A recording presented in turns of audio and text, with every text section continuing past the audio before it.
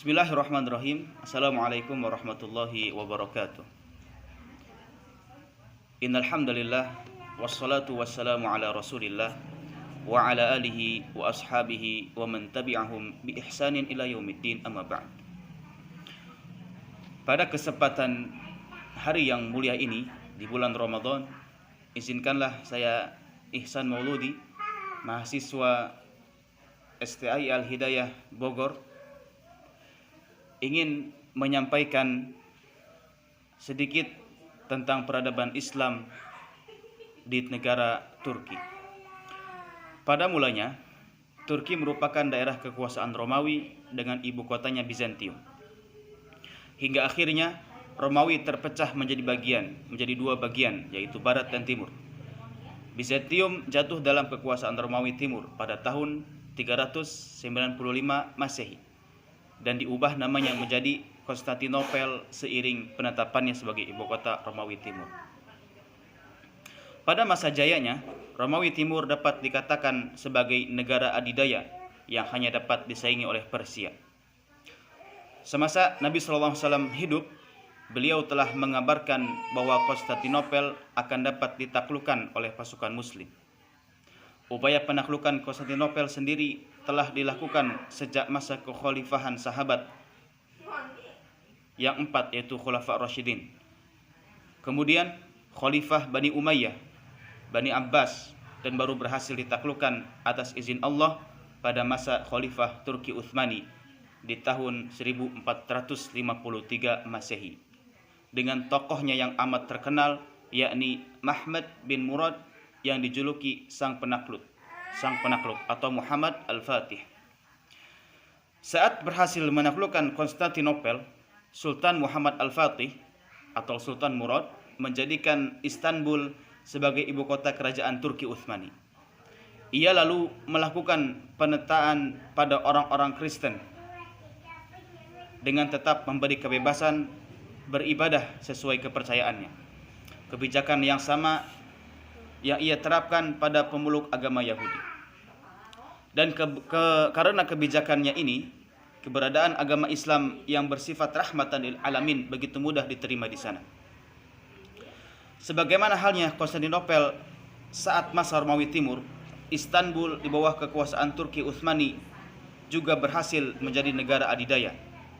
Wilayah kekuasaannya meliputi sebagian besar Eropa Timur, Afrika Utara, dan Timur Tengah, hingga menjadikannya sebagai kerajaan Islam terbesar pada masa itu.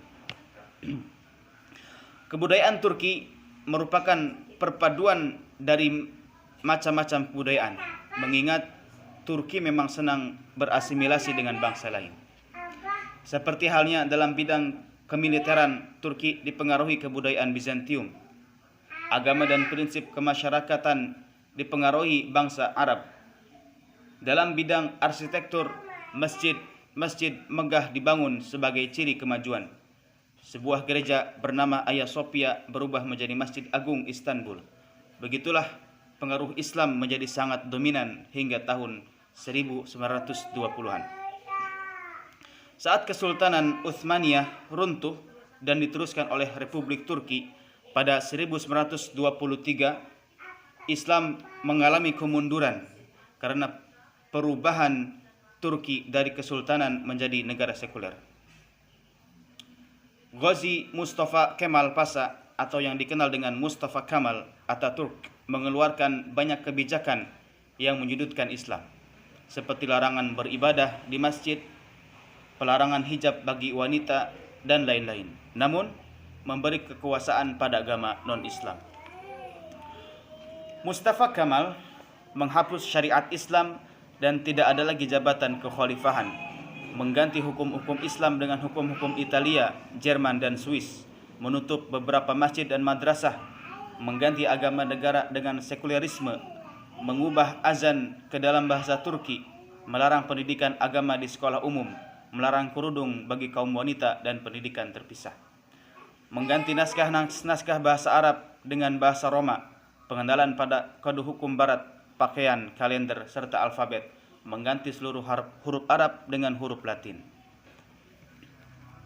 Akibat ulah Mustafa Kemal, Pemaksaan ini akhirnya menjadikan Turki sebagai republik sekuler yang sangat anti terhadap dakwah Islam.